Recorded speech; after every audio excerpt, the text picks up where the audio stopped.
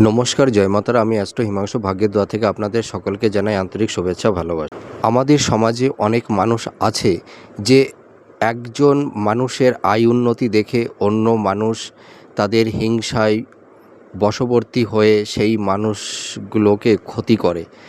তা দেখা যায় যে অনেক ব্যক্তি আছে যে হয়তো তার ভালো আয় উন্নতি, তার সমৃদ্ধি, সুখ শান্তি দেখে হয়তো তার প্রতিবেশী বা অনেকের সেইটা ভালো লাগছে না, যার কারণে অনেক মানুষ কি করে, মানে যে ব্যক্তির আয় উন্নতি, তাদের সুখে শান্তিতে সংসার চলছে, তারা ভালো আছে, সেটা দেখে অনেকেরই কিন্তু ভালো লাগে না। তার কারণে অনেকেই অনেককে ক্ষতি করে।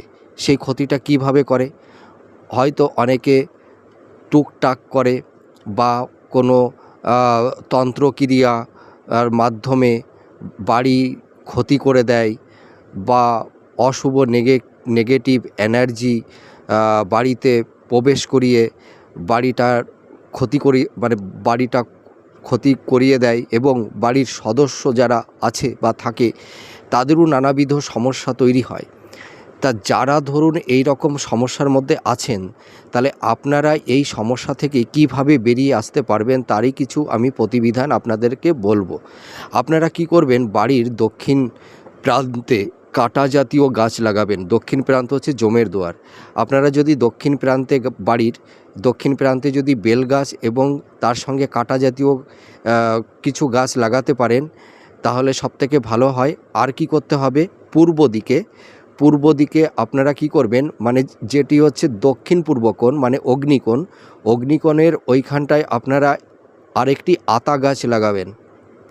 আতা গাছ আর হচ্ছে ডালিম গাছ, এই দুটো গাছকে লাগিয়ে রাখবেন। তাহলে দেখবেন আপনাদের বাড়িতে কোনো নেগেটিভ এনার্জি প্রবেশ করতে পারবে না এবং যদি কেউ টুকটাক বা তন্ত্রক্রিয়ার মাধ্যমে আপনাদের বাড়ির ক্ষতি করতে চায় বা আপনাদের ক্ষতি করতে চায়, সেটা কিন্তু কখনোই করতে পারবে না।